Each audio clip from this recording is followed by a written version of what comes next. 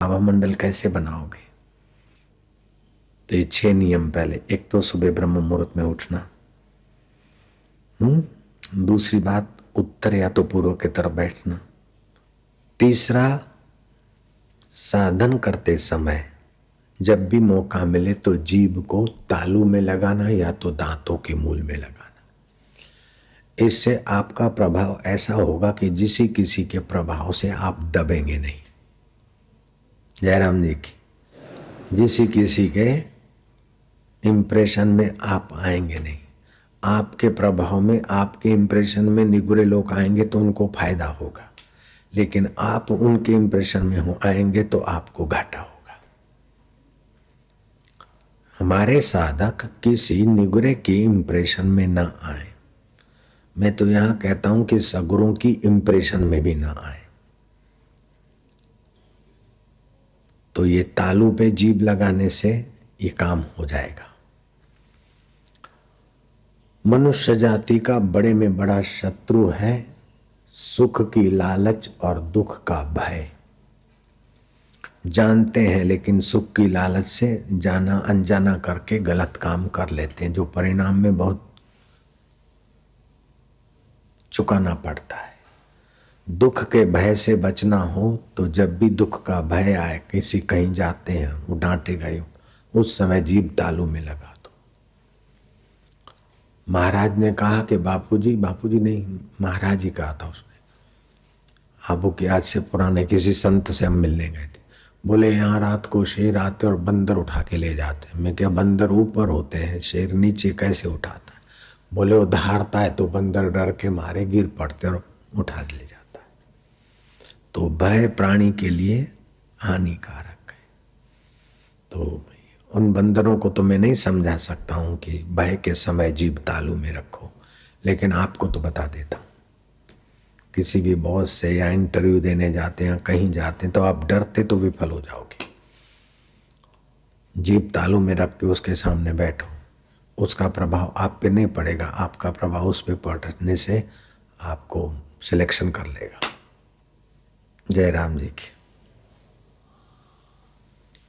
मैं यहाँ नहीं लगाता हूँ, मुझे किसी का सिलेक्शन में पास नहीं होना है, मैं ये नहीं करता हूँ। मुझे तो बस आत्मा परमात्मा का जो मिल गया प्रसाद, उसी से सब काम चलता है, लेकिन आप लोगों के लिए जरूरी है। जीभ तालू में लगाई, इसको लघु खेचरी बोलते हैं। इससे दूसरे फायदे भी होते हैं और एकाग्रता में बड़ी मदद मिलती है।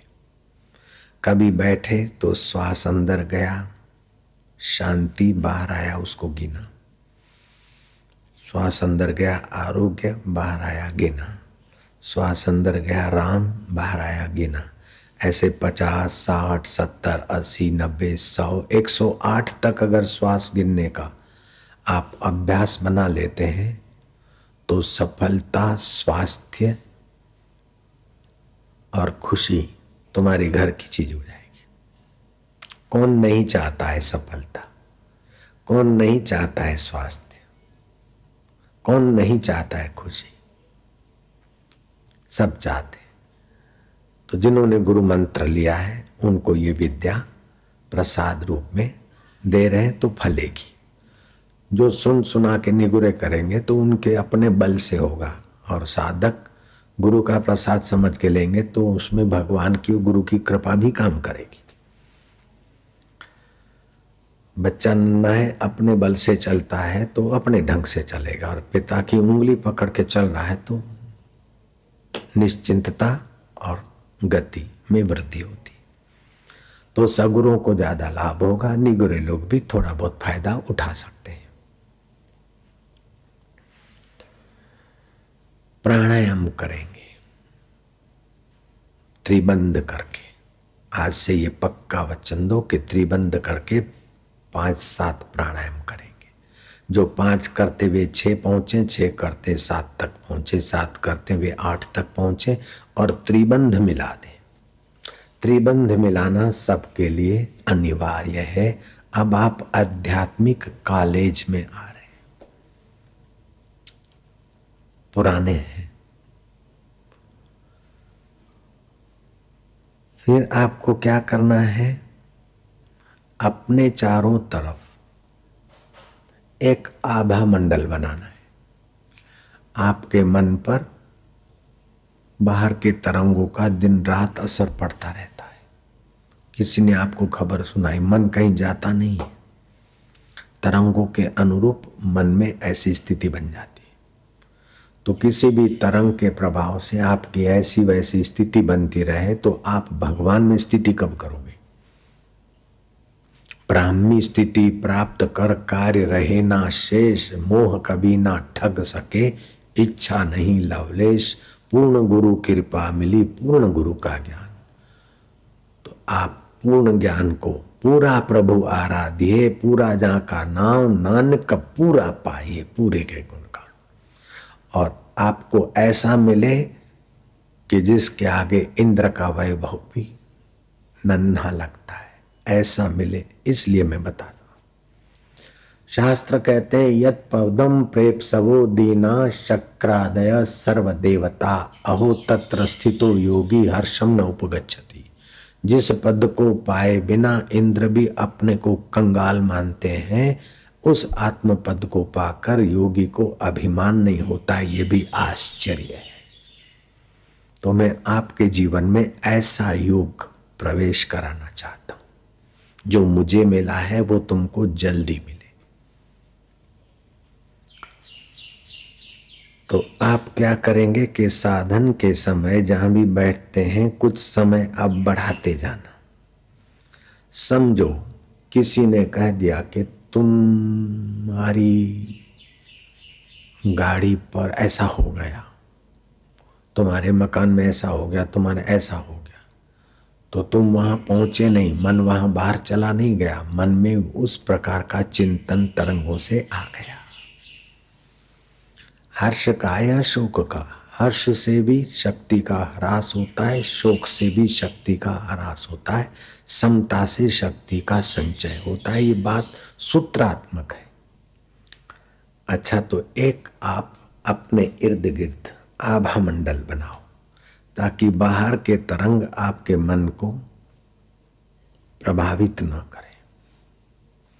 ये लगता तो बिल्कुल साधारण बात शब्द है, लेकिन सफलताएं इहलौकिक परलौकिक सफलताओं की कुंजियों के छल्ले आपके पास आ जाएंगे।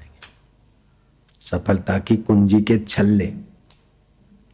मैं जिस विषय में थोड़ा सा मन लगाता हूं सफलता मिल जाती। नारायण नारायण नारायण नारायण।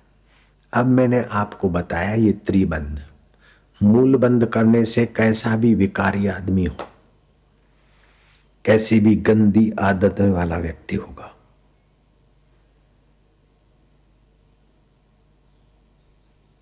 उससे जान छूटेगी। बुरी आदतों से पिंड छुड़ाने की कुंजी है मूल बंद। समझ गए बात को? और कोई न कोई बुरी आदत का हर व्यक्ति शिकार रहता ही है। मूल बंद करके ये संकल्प करो कि आज से ये बुरी आदत गई। फिर पानी में देखो और जप करो, ओम ओम ओम ओम हरि ओम, जो भी। फिर वो पानी पियो और जहां रहते हो छिटको बुरी आदत से।